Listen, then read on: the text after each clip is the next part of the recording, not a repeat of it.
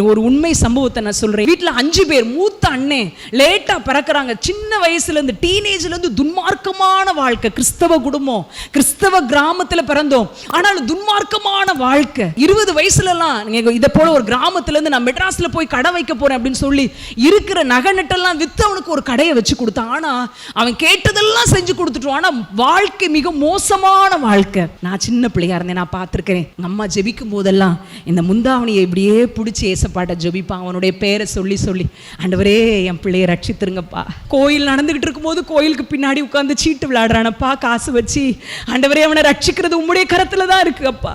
தேவையில்லாதவங்களோடு சேர்ந்து சாராய குடிக்கிறதுக்கு கூட அவன் கால் விரைஞ்சு ஓடுதப்பா. எங்க வீட்டுல பைபிள் ஸ்டடி நடக்குது ஒவ்வொரு வாரமும் புதன்கிழமை.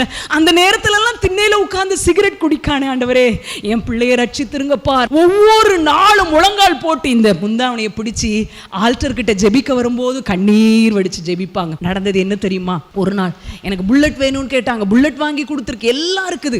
நைட் ஷோ சினிமாவுக்கு போகணும்னு சொல்லி புல்லட்ல போயிட்டு இருக்கும்போது திடீர்னு மூக்குல இருந்து ஏதோ வர்ற மாதிரி இருந்திருக்கு. என்னன்னு பார்த்தா ரத்தம். ஐயோ, மூக்குல இருந்து ரத்தம் வருதே அப்படின்னு சொல்லிட்டு மூக்கை பிடிச்சா காதுல இருந்து ரத்தம் வந்திருக்கு. காதையும் க்ளோஸ் பண்ணா இப்படி வாயில ரத்த டேஸ்ட் வந்திருக்கு. என்ன செய்யன்னு தெரியல. அங்க இருக்கிற எங்களுடைய உறவினர் மூலம் சேர்ந்து ஹாஸ்பிட்டல்ல சேர்த்தாச்சு. கிராமத்துல இருக்கிற எங்களுக்கு தந்தி வருது, மகன் இறந்து போயிருவான், நீங்க உடனே கிளம்பி வாங்க. ஏன்னா என்ன ரீசன்னால ரத்தம் வருதுன்னு தெரியல. ரத்தத்தை ஏத்துனாலும் ரத்தம் வெளியேறிக்கிட்டே தான் இருக்கும், டாக்டர் ஒன்றும் செய்ய முடியாது, வீட்டுக்கு சொல்லிருங்க அப்படின்னு சொல்லிட்டாங்க.